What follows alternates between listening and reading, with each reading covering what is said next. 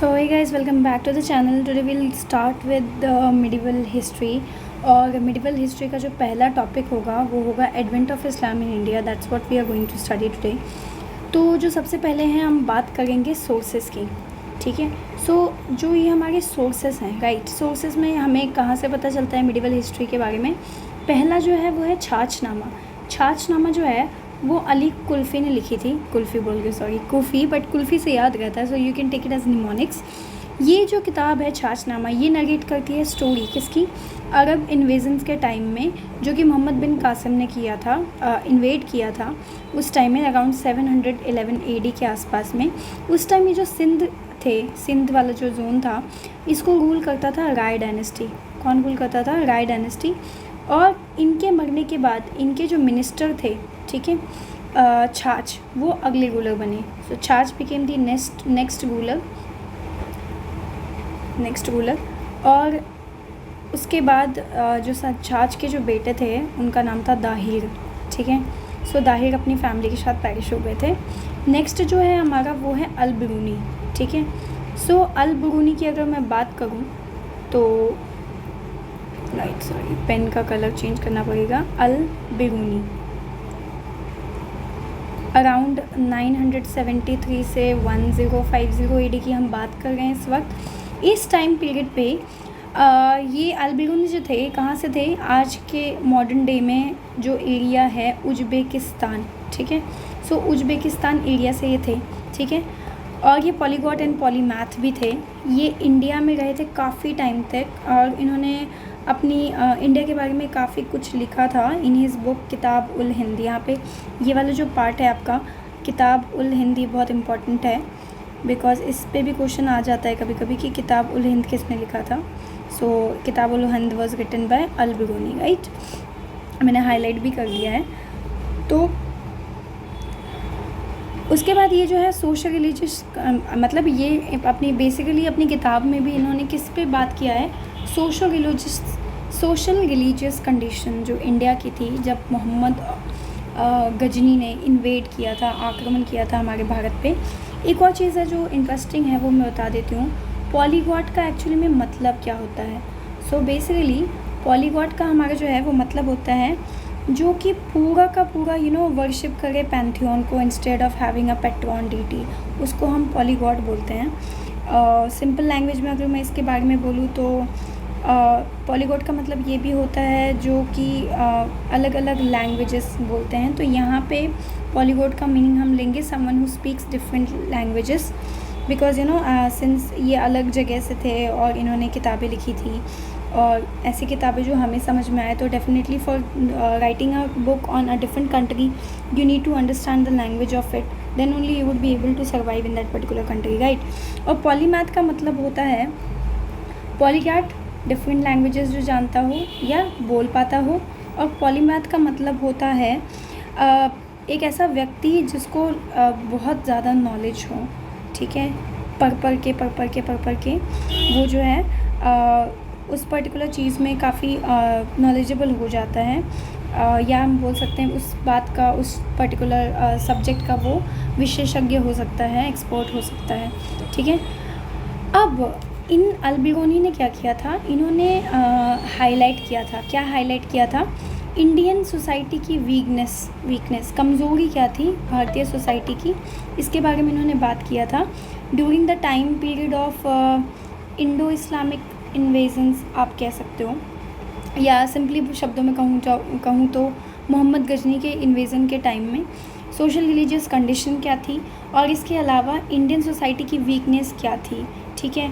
किस तरीके से इंडियन सोसाइटी ने अपने ही सोसाइटी को प्योरिटी और पॉल्यूशन में डिवाइड कर दिया था कि कुछ लोग प्योर है, कुछ लोग पॉल्यूशन से आपको कास्टिज़म का एक एग्जांपल देती हूँ. जैसे उस टाइम जो थे काफ़ी लोगों को बोला जाता था कि आप अपने आने से पहले आप अपने गले में पानी का एक पॉट लेके चलेंगे, ठीक है, मटका लेके चलेंगे, और जहाँ जहाँ से आप चलेंगे पानी मरते जाएंगे. और एक मूवी है महाराजा मूवी, अभी रिसेंटली रिलीज़ हुई है, उसमें आप उसका एक ग्लिम्स भी देख सकते हो कि वो बोल रहा होता है कि क्या कहते हैं, साइड हट जाओ मैं अछूत हूँ, और पानी फेंके जा रहा था. तो ये इस टाइप की जो नोशंस थे इसको हम कहते हैं पॉल्यूटेड और प्योरिटी जो हाई कास्ट होते थे वो अपने आप को प्योर मानते थे। नेक्स्ट हमारा जो टॉपिक है वो है आमिर खुसरो के बारे में, ठीक है। सो आमिर खुसरो जो है हमारे, इनके बारे में हम पढ़ेंगे। इनका टाइमलाइन था अराउंड यू कैन से 1253 से 1325 AD की हम बात करेंगे, ठीक है। इस टाइम पीरियड में आमिर खुसरो के बारे में हम जानेंगे। क्लास 7th वाली अगर लास्ट लेक्चर दी होगी तो उसमें भी आमिर खुसरो के बारे में बताया गया था कि किस तरीके से हमारी एक ही कंट्री में इतनी सारी लैंग्वेजेस थी, पर जो संस्कृत लैंग्वेज था वो कुछ ही लोगों को पता था, और जिन्हें पता था बेसिकली वो ब्राह्मण्स और हाई कास्ट के होते थे। और उनके नॉलेज के कारण ब्राह्मण्स ने काफ़ी अच्छा स्टेटस उस मिडिवल हिस्ट्री के टाइम जोन में पाया था अपने लिए, ठीक है। ये एक प्रोफेशनल हिस्टोरियन नहीं थे, बट ये एक पोइट थे, ठीक है। और ये जो है प्रोमिनेंट, बहुत ही इंपॉर्टेंट रिप्रेजेंटेटिव थे इंडो इस्लामिक कल्चर की कुछ 4 डिकेड्स तक। अब एक डिकेड में कितना साल होता है? अराउंड 40 ईयर्स कह सकते हो आप। 40 बोल रही हूँ, सॉरी, एक डिकेड में 10 ईयर्स होता है मिस्टेकिंगली, ठीक है। और 4 डिकेड्स का मतलब होता है 10 × 4 = 40 ईयर्स, ठीक है।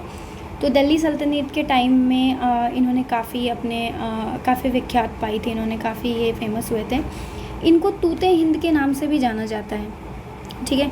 सो वाई से तूते हिंद। अब इसके बारे में हम पढ़ते हैं।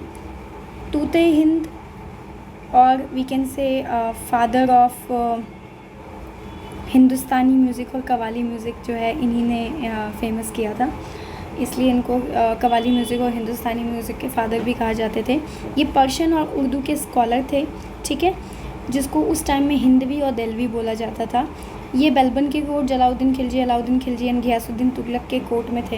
ही was a discipline of Nizamuddin Auliya, very important role play किया जाता है।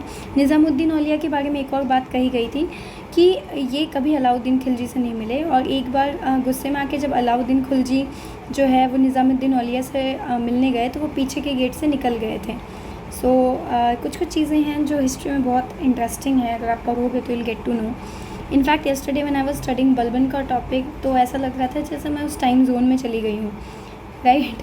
तो हिस्ट्री एक ऐसे सब्जेक्ट है जिसमें आपको इंटरेस्ट नहीं है तो आप कुछ नहीं पढ़ पाओगे, बिकॉज डेट्स एंड इवेंट्स इतनी ज़्यादा होती है, you will not feel like studying, और कभी कभी बहुत बोरियत होती है। पर उसको आप एक कहानी के तरह पढ़ोगे तो बहुत ही आसान है हिस्ट्री, ठीक है।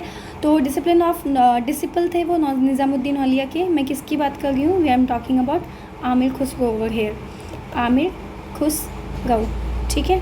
इसके अलावा इनके जो मेन वर्क्स थे, मैं इस पर्टिकुलर लेक्चर में बहुत कहानियाँ नहीं बोलूँगी, जो इंपॉर्टेंट पॉइंट्स हैं मैं बस वही बता रही हूँ।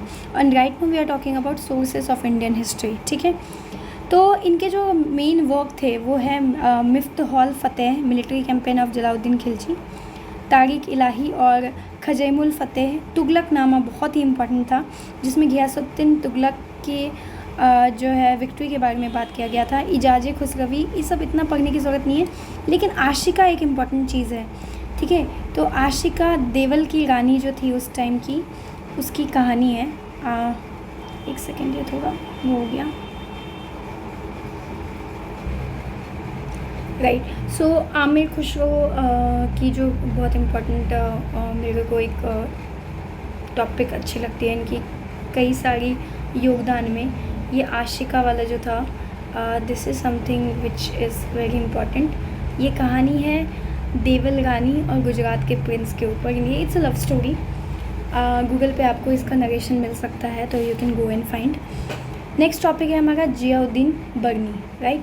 सो ये जो हमारे ज़ियाउद्दीन, थोड़े नाम टफ हैं बट आप पढ़ सकते हो। इनका टाइम पीरियड स्टार्ट होता है 1285 से अराउंड 1358 में, ठीक है। इनका वर्क जो है तारीख़ फ़िरोज़, ठीक है, तारीख़ फ़िरोज़ शाही जिसे बोलते हैं, तारीख़ फ़िरोज़ शाही, ये ग्रेटेस्ट वर्क माना जाता है मिडिवल इंडिया के हिस्ट्री में। फुतुहात फ़िरोज़ शाही, जो कि फ़िरोज़ शाह तुगलक की ऑटोबायोग्राफी थी, ये भी इनका इम्पॉर्टेंट वर्क है। देन उसके बाद फ़रिश्ता,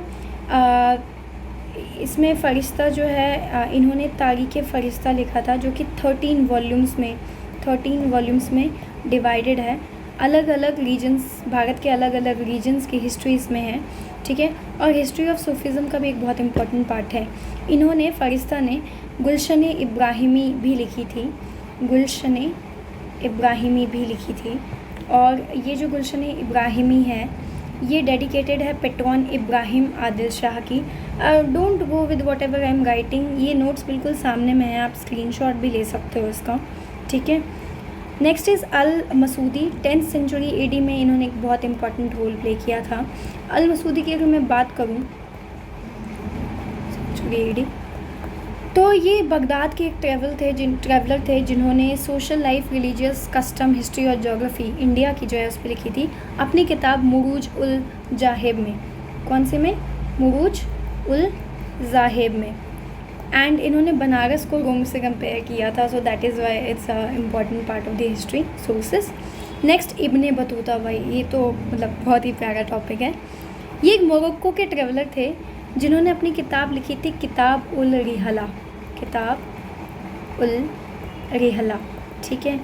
और इन्हें अपॉइंट किया गया था दिल्ली का काजी ड्यूरिंग द मोहम्मद बिन तुगलक। इनकी काफ़ी स्टोरीज़ है कि पहले तो तुगलक जो थे इनको बहुत ही लाइक करते थे, ठीक है। तो ये जब आए थे तो उनका ग्रैंड वेलकम किया था तुगलक ने, पर जैसे ही वो कोर्ट में पहुँचे थे तो उनको जो है चीफ़ काजी बना दिया गया था। पर एक दिन क्या हुआ ना कि तुगलक और काजी के बीच में कोई डिबेट हो रहा था जिसमें काजी अपनी बात पे था, यानी कि काजी मैं बोल रही हूँ, इब्ने बतूता अपनी बात पे था, तुगलक बहुत ही गुस्सैल किस्म का था, ठीक है। तो इन्होंने क्या किया, ये गुस्सा हो गया और इन्होंने क्या किया, इनको जेल में बंद कर दिया।